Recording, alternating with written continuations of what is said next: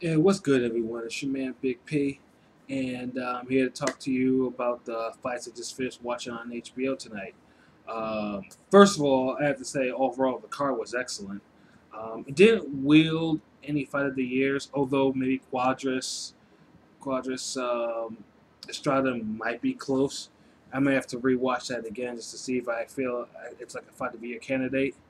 But um, but yeah, all three fights delivered to my expectations. And then also too earlier in the day, Usyk and Huck, set off a World Boxing Super Series up in Germany at their fight, where Usyk actually looked a lot better than what he usually looked like on his HBO fights, with eventually stopping Hook in the 10th round.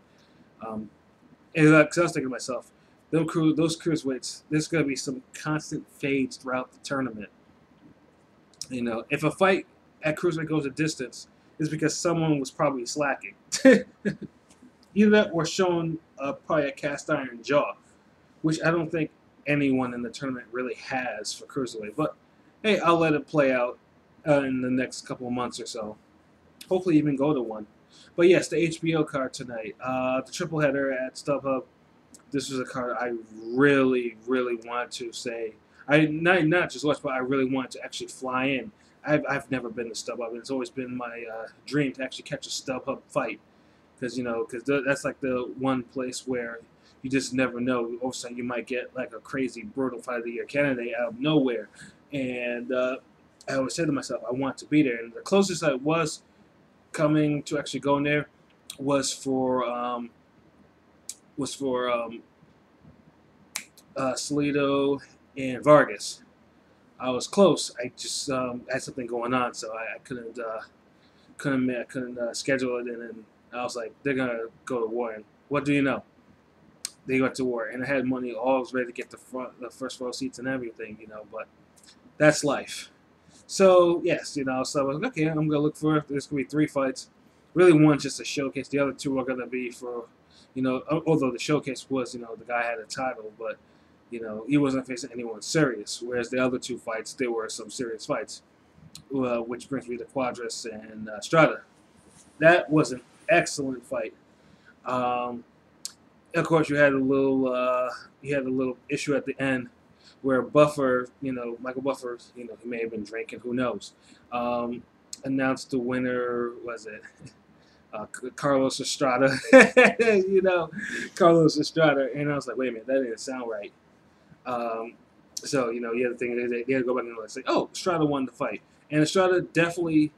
Um, Personally, I thought it was going to be a draw or even a Quadras one, because I gave the last round to Quadras.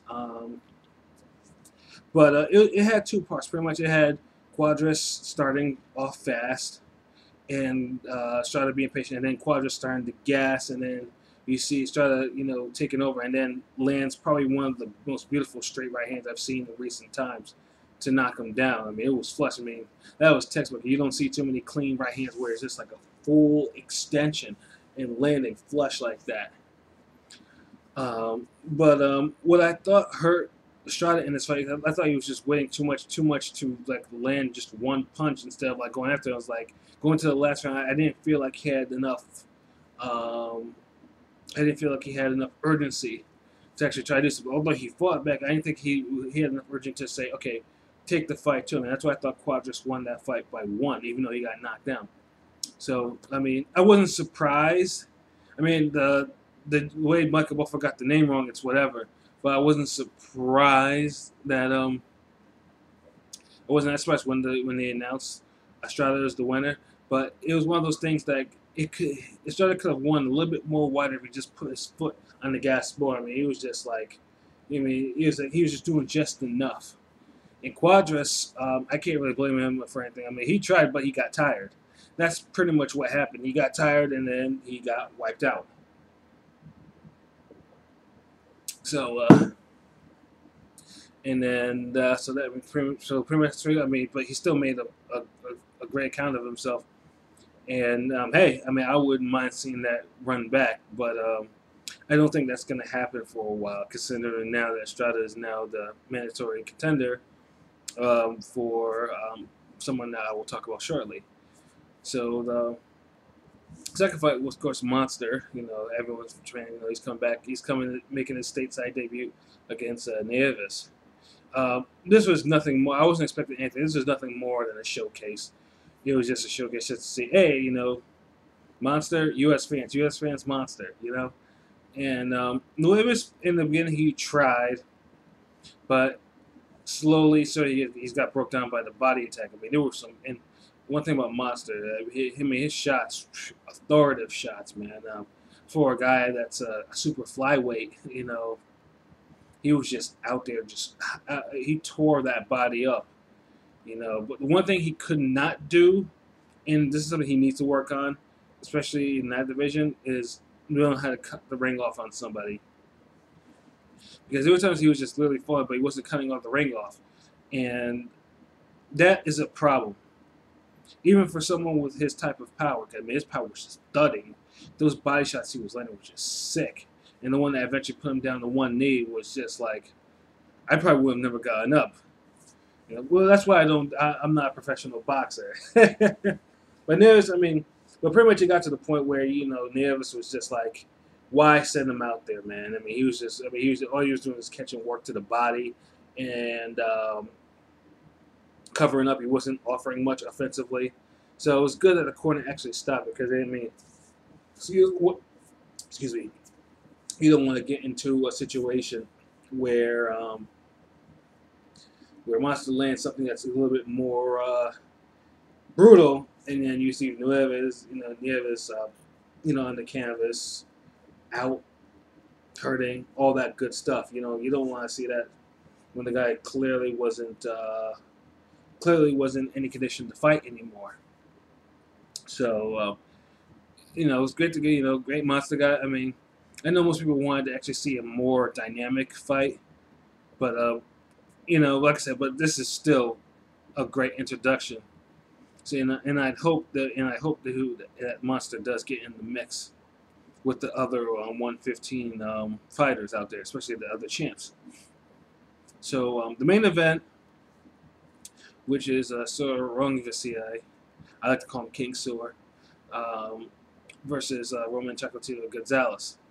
The first fight though was a classic. He came literally out of nowhere, and Sor Rungvisai and Chocolatito fought for in the first fight 12 absolutely brutal rounds. There was so much give and take. Chocolatito's was just coming off the Quadras fight, which was pretty brutal for him. He was marked up, but this one it took it up even more. It was a brutal fight, and I thought Chocolatito actually won that fight 115-113. But, they gave it a Sor, and I'm like, okay. Rematch, just to see what happened. And I've been saying, like, Chocolatito, even during the fight, I was like, Chocolatito has shaved a lot, shaved some years off his career. That wasn't a normal fight. That was not a normal fight. No, that wasn't a normal amount of punishment for that guy to take. Especially at that weight, where it's clearly that you could tell that he had reached the ceiling. And he probably should have also changed his style up just a little bit, maybe a little bit more boxing man, more defensive. He would have won the fight. At least that's how I feel. But instead, in that first fight, he just stood in the man's line of fire like it was like it was a thing to do. And it was to get then in this rematch, it was the same thing. He picked up where he left off, and except in this time he wasn't. He looked slow. He didn't look too confident. And I was surprised that Sor Rungvisai was literally, from the opening bell, was just belting him with these shots. Up to the head, to the body. It was just literally just breaking the man down. Chocolatito was trying to punch back, but he just had nothing. And Sor now, as a champion, you can tell. You heard the story. It was a major upgrade. You could tell that he was eating good. He wasn't, eating the garbage or anything like that. He looked super strong. And then the end came in the fourth round when a whistling right hand dropped Chocolatito for the first time. And then about 45 seconds later, he knocked him down for the full count. He was lying there prone, like like how Amir Khan was after Canelo, and you hate to see that. And you hate to see that happen to someone who was a legit pound for pound fighter. Um, but it's boxing, you know. Everyone in boxing gets old. You just never know who's going to have your number or what the scenario is, that that you'll finally get caught. And Chocolatitos is got and unfortunately it hit Chocolatito tonight. Now, one thing I will say for Chocolatito is he was a warrior, and he still deserves all the respect that he's got from going up from 105 to 115 to win belts there and to take these hard fights the way he had. Um, and also too, I also didn't like how HBO all of a sudden was just like, oh, trying to wash their hands when Chocolatito was like, oh, he lost twice. Yes, he lost. So he lost twice to a very good fighter, and and it's like they still need to give that man that respect.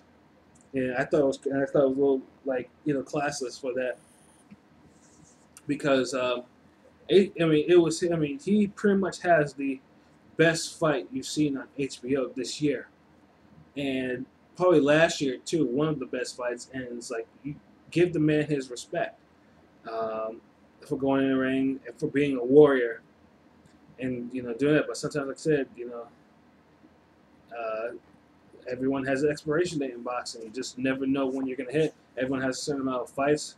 It just happens.